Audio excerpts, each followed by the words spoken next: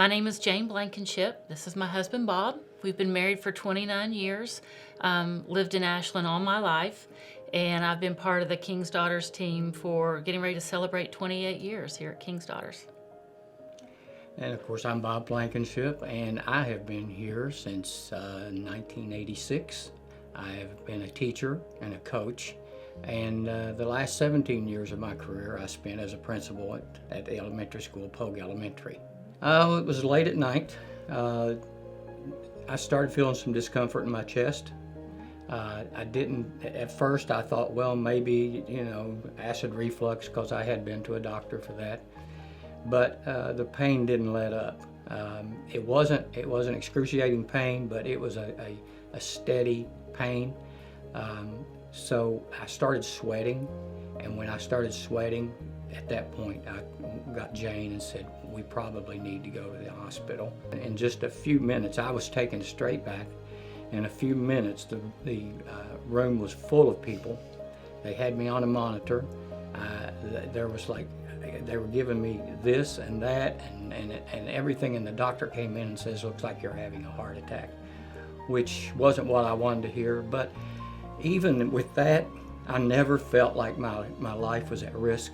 I always felt like that. I always felt comfortable knowing I was going to be taken care of. I described it like a choreographed event. I was amazed at how many people at one time were in this tiny little area, and I stepped back, and all of a sudden you feel someone putting their arms around you, and it was a nurse that I've known here for years that was kind of taking care of me and comforting me, and just the team here at King's Daughters, they were just all around him. The rest of it, the next thing I remember, I wake up in cardiac care, intensive care, and they informed me that Dr. Friday, had performed 3 stents, and they also told me that they were going to need to do, I had 5 blockages. We had to wait a week for the open heart surgery part. So, and that week was spent in cardiac intensive care, and the people were wonderful, wonderful. My mom couldn't have treated me any better than those people did. I'm telling you, they did everything for me.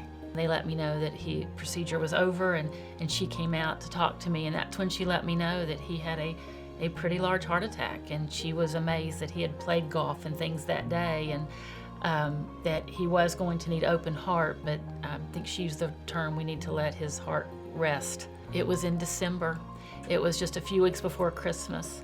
The day of his heart attack, I actually hosted some of my coworkers at our home, and he had worked all day with decorating, running errands, picking up food, did squeeze in a little golf.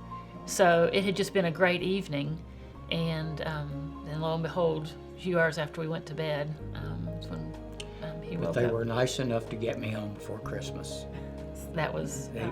we had the surgery, and then I think I was like 2 days until I got to go home, and it was fantastic. I feel great.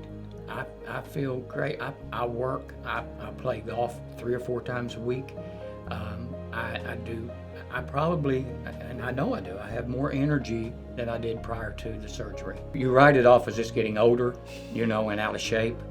But, looking back, my son would walk ahead of me, and I would have to ask him to slow down because, I just couldn't keep up. So if I had really given it some thought, I probably should have seen a doctor to say, hey, something's happening here. But, us guys, sometimes we're a little stubborn, and we think we're going to live forever. So, As a part of the King's Daughters team all these years, I've known how fortunate we are to have a healthcare organization right here in Ashland. That we're blessed that we don't have to travel outside of our community, and the convenience and the comfort of knowing it's your neighbors that are taking care of you. Not once did I think I should be somewhere else.